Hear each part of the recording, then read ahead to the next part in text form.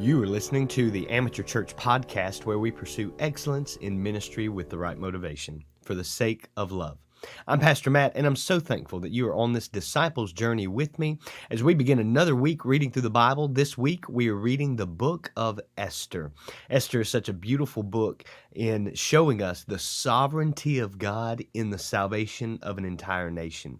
Now, I want to remind you that as we are engaging in an amateur church, this is a call for anyone who is tired of church being a programmed organization. I want to be an amateur, at least in the sense that how I lead, preach, and serve is based on love. And I desire that my love for Jesus Christ and love for others, including you, would be my motivation. This is not a push to become lazy or unskilled in our abilities, but rather, I believe that when we as churches get back to being amateurs, we will actually see a greater excellence in our lifestyles. So thank you for joining me in rejecting a professional Christianity and rather rediscovering a passion for Christ and His church. As I said, we're looking at the book of Esther this week, and I want to give you just an overview of some theological truths that we can see from the book of Esther. We look at the context, the culture, and ultimately how this points to Christ. So the context of the book says in Esther chapter 1, verse 1, "Now it took place in the days of Ahasuerus, the Ahasuerus who reigned from India to Ethiopia over 127 provinces. In those days, as King Ahasuerus sat on his royal throne, which was in the citadel in Susa." And so we realize that the setting is a place called Susa, and that was actually the capital of Persia under King Ahasuerus, or from history, we know him as King Xerxes, and he ruled from 486 to 465 BC. And so this is during the time of after the captivity of Israel by Babylon, and then the Medo-Persians. And so as Ahasuerus is reigning, we have some of the Jews still in this Persian empire. And what you find out, especially in the reading today, Esther chapter 1 and 2, is that Xerxes is this very prideful, arrogant king, and he throws a banquet to show off all of his glory, all of his riches, all of his palaces and the sites and all of this. He invites people to come for an extended stay, for parties, and during this time he wants to show off his own wife, Queen Vashti. And he asked her to come out. Based on the reading, you can realize that he asked her to come out wearing her crown and nothing more. And in the midst of a drunken orgy atmosphere, she refuses the king. So he puts her away. And the rest of the book shows how he does this beauty pageant, honestly, and a one night with the king invitation to find a woman that would please him. And Esther, a Jewish girl who no one knows at the beginning is Jewish, comes to reign as queen. And God is going to sovereignly put her on the throne so that she might be a tool of salvation, a guide, a method of salvation for her people, and the Jews. And so the book of Esther is of personal importance in the life of Esther and her uncle Mordecai, but also of national importance, because we're also introduced to this guy named Haman, who hates the Jews. Haman is the son of Hammedatha, the Agagite.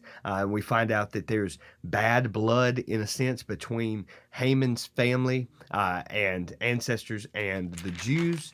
And Haman tries to kill Mordecai because Mordecai won't bow down to Haman, and Haman realizes he's a Jew, and so he goes after the Jews, and he makes the king give a proclamation that all the Jews will be rounded up and ultimately killed, and the Jews could not defend themselves. Well, Esther, through prayer and through wisdom, reveals the plot of Haman, and the king ultimately makes a decree that every Jew can defend themselves. And you find at the end of the book of Esther a holiday, a horror turned into a holiday, in which the Jews are able to defend themselves. Many of the armies against them are killed, and many people actually become God-fearers or Jewish through this account. And we have the setting up of a feast of Purim that Jews celebrate even to this day. So that's kind of an overview of the book. One interesting thing is when you talk about the hero of the book, Many people point to Esther. In fact, the book is named after her, but Esther is not the hero of the book. Some people point to Mordecai, her uncle, who guides her and leads her in the plan. But Mordecai is not the hero.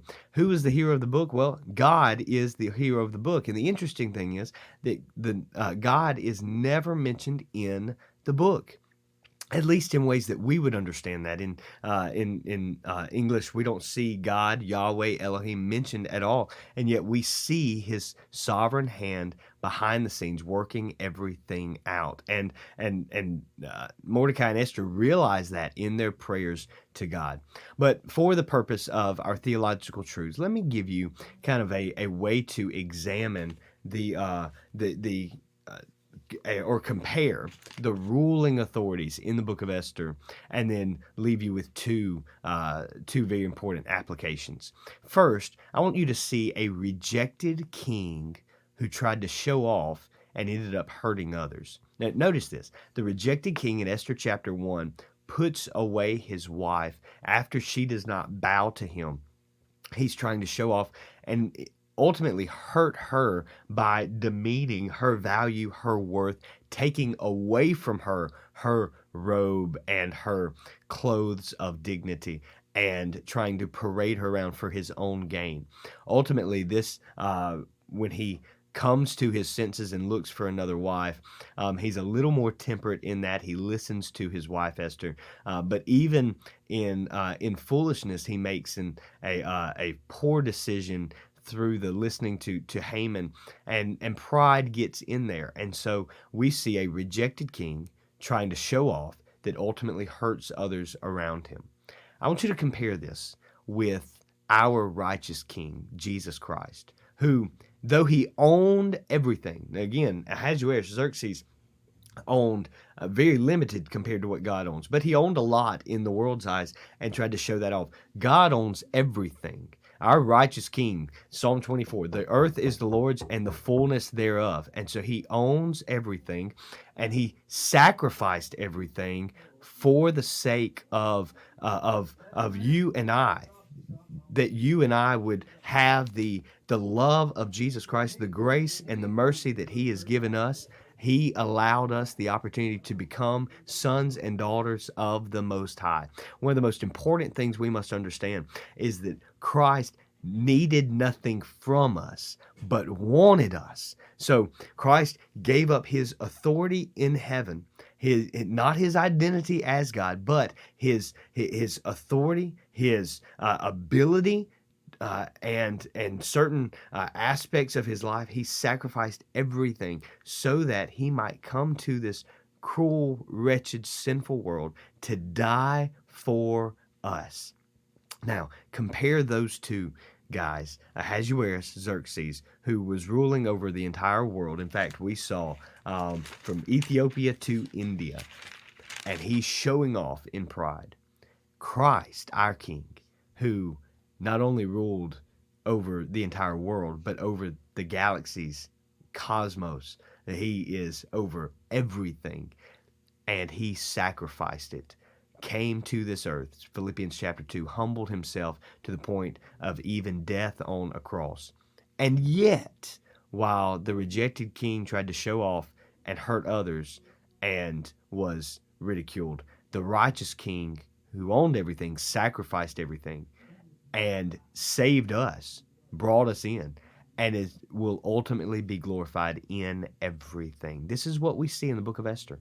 We see the glory of God in the salvation of his people. As I said, a personal story, yes, for Esther and Mordecai, but a national story of salvation for the Jews, to the point that even Jews today look back and celebrate this story every single year in their feast of Purim.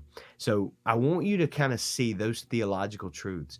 And for us, that still happens today, that there are many who live rejected lives because they are trying to show off and hurt others. And ultimately, they will be rejected because they reject God.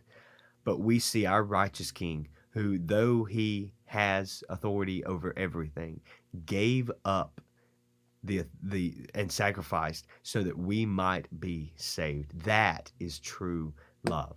So let me close out with two application points for you based on the story. Number one, the authority in us is greater than the attack around us. Now, this is a very beautiful story of Esther and Mordecai taking their platform and leveraging it for the salvation of the people. But I want you to understand that the decree given by the king is that every Jew could die. And they came to a point to the very day waiting around to see, are people going to come against us? And people did. And the attack around them was great. But this is where the sovereign hand of God is seen in the background.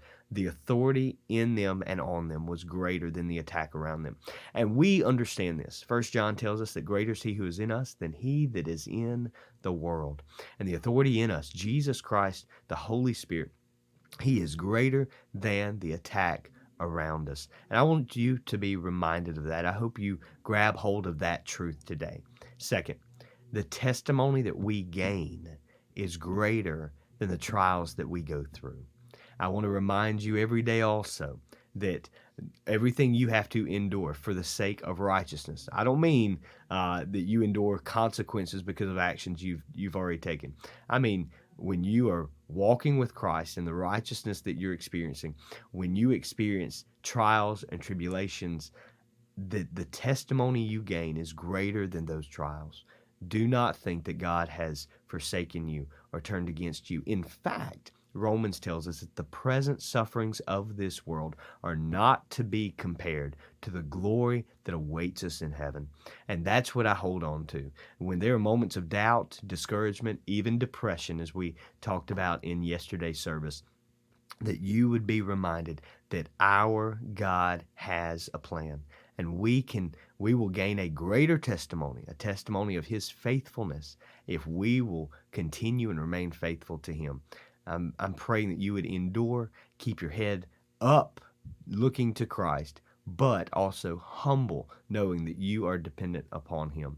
The book of Esther is a beautiful book. A book, yes, of a rejected king, yes, of an enemy named Haman, yes, of spiritual warfare, but it is a book of God's sovereignty and salvation for his people. It's a declaration of the gospel of Jesus Christ, because we know our righteous king, who lived a sinless life, died a cruel, horrible death, was buried, but rose again victoriously.